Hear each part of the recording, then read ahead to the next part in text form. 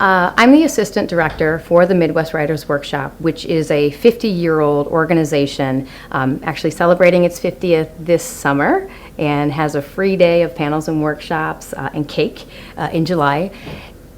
The goal of the organization is to unite writers and provide them with a thriving community. So, these conferences, there's a lot of networking opportunities. There's Facebook groups and things like that where I have certainly made friends, even just online. And, then you meet them in person and it's this big celebration. So it's providing a community, but then it's also giving writers step-by-step things that they need along the way, whether they're beginning writers or veteran writers, to hone their craft and to march towards publication. So in that vein, we offer classes through our conferences taught by top-notch instructors who are award-winning, best-selling authors, and they're talking about things like brilliant first pages, believable dialogue, effective character development, and things of that nature. We also offer manuscript evaluation, so if you have something completed and you would like expert eyes on it, we've got a whole team of them.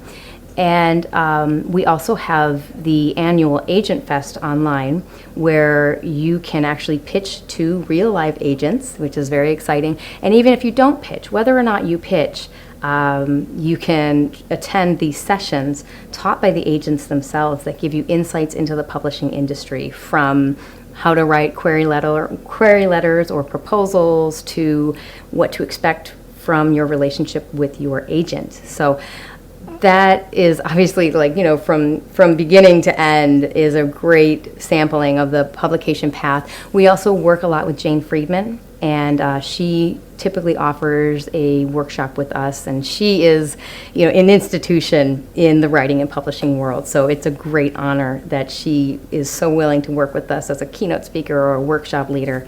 I also work with the Indiana Writers Center, which also provides classes from excellent faculty. They tend to do a little bit more outreach. So they'll have free programs through area libraries. They've worked with women and homeless shelters and domestic violence shelters, children's programs, things like that. So that's their, that's their avenue. The Lafayette Writers Studio is one that I volunteer with, and she tends to be much more personal. She writes about her own experience in her newsletters and really relates to writers along every step of their journey. They provide a lot of revision workshops, which I think is, immensely valuable and sometimes not given enough of the spotlight. And she likes to have instructors who have recently had a book come out, which I think is fantastic for the instructors and their promotion, but also, it's all so fresh in their head, and they're so, they've been so zoned in writing it that they're just kind of exploding to share it. So I think that's fantastic.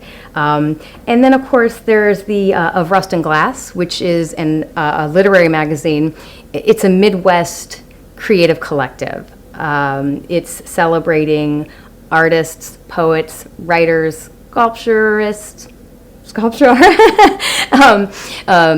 photography, all of that under this umbrella of just, people who are united by the Midwest. And the goal is really to showcase the talent that is available here in this part of the country, because too often we're given short shrift. It's just farmland, it's flyover country. If you want to be an artist, you have to go to LA or New York. And we're saying, no, you have to look at what is here, what a vibrant, thriving community and a hub of talent, extraordinary individuals. So all of these organizations I work with are all promoting the Midwest, more or less. We do have people from out, especially now with online opportunities. But I find that I'm a bit of a zealot when it comes to Midwestern creativity. I have a chip on my shoulder, and I have, an axe to grind. I want to showcase this. I want everyone to say, look what's happening here. And that is my goal. That's kind of what I'm hoping to achieve in my life.